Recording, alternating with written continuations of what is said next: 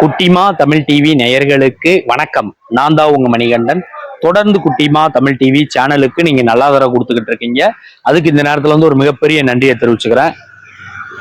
இன்னைக்கு குட்டிமா தமிழ் டிவி சேனல்ல பார்க்க போற படம், திரை விமர்சனத்துல பார்க்க போற படம் படையாண்ட மாவீரா. இது வந்து பாத்தீங்கன்னா ஒரு தமிழ் திரைப்படம். தமிழ் திரைப்படத்திற்கு தமிழ்லேயே தலைப்பு வைத்த இயக்குனர் தயாரிப்பாளர் அவர்களுக்கு இந்த நேரத்துல வந்து குட்டிமா தமிழ் டிவி சார்பாக வாழ்த்துக்களை தெரிவிச்சுக்கிறேன். ஏன்னா இன்னைக்கு நிறைய தமிழ் படங்களுக்கு வந்து பாத்தீங்கன்னா இங்கிலீஷ்ல தான் டைட்டில் வைக்கிறாங்க.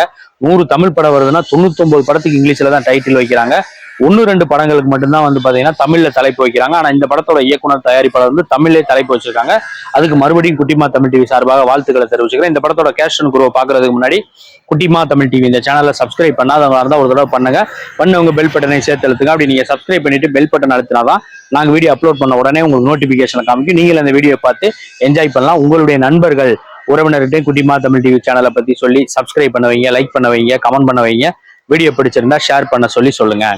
இப்ப திரை விமர்சனத்துக்கு போகலாம். படையாண்ட மாவீரா வா கௌதமன் அவர் தான் அந்த படத்துக்கு வந்து கதை, வசனம், எழுத்து இயக்கம் பண்ணியிருக்காரு. அவர் தான் அந்த படத்தோட கதாநாயகனா நடிச்சிருக்காங்க. புஜிரா அப்படின்னு புதுமுக கதாநாயகி நடிச்சிருக்காங்க. மன்சூர் அலிகான் மற்றும் சில முன்னணி நட்சத்திரங்கள் நடிச்சிருக்காங்க. பாடல்கள், இசை வந்து ஜிவி பிரகாஷ்.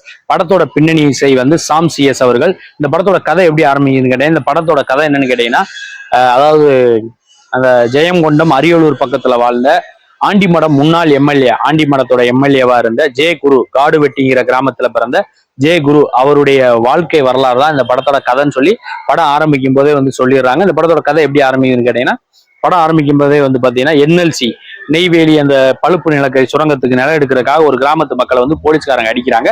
அங்க இருந்துதான் கதை ஆரம்பிக்குது. இவர் குரு வந்து பாத்தீங்கன்னா அந்த கிராமத்துல வாழ்ந்துகிட்டு இருக்காரு.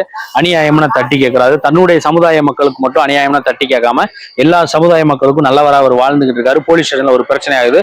போலீஸ் ஸ்டேஷனே அடிச்சு நொறுக்கிட்டு வந்துறாரு. அங்க இன்னொரு DSP போலீஸ் வந்து இவரை பத்தி விசாரிச்சா, இவரை பத்தி பேரரசுங்கிற இளவரசு போலீஸ் வந்து பாத்தீங்கன்னா இவரை பத்தி ஒவ்வொரு விஷயமா சொல்ல ஆரம்பிக்கிறாரு.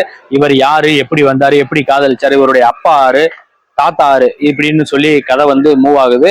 இப்படி போயிட்டு இருக்க ஒரு காலகட்டத்துல வந்து பாத்தீங்கன்னா இந்த உண்மையிலேயே இவர் யாரு, எப்படி MLA ஆனாரு, என்ன மாதிரியான பிரச்சனைகளை சந்திச்சாரு, Ariyalur cement factory, Neyveli NLC இதுல எல்லாம் என்ன மாதிரியான பிரச்சனைகளை சந்திச்சாரு, எப்படி அவரு நோய்வாய்ப்பட்டு இறந்தாரு, இது எல்லாமே ஒரு வாழ்க்கை வரலாறா வந்து கௌதமன் அவர்கள் வந்து சொல்லியிருக்காரு. அவர் தான் அந்த படத்தோட கதாநாயகனா குருவாவே வாழ்ந்திருக்காரு. படத்தோட பின்னணி இசை சாம் CS அவர்களுடைய பின்னணி இசை தான் அந்த படத்துக்கு வந்து ஒரு மிகப்பெரிய பலம். படத்தோட ஓப்பனிங்ல இருந்து எண்டு வரைக்கும் ஒரே டெம்போல வந்து உட்கார வச்சிருந்தாரு.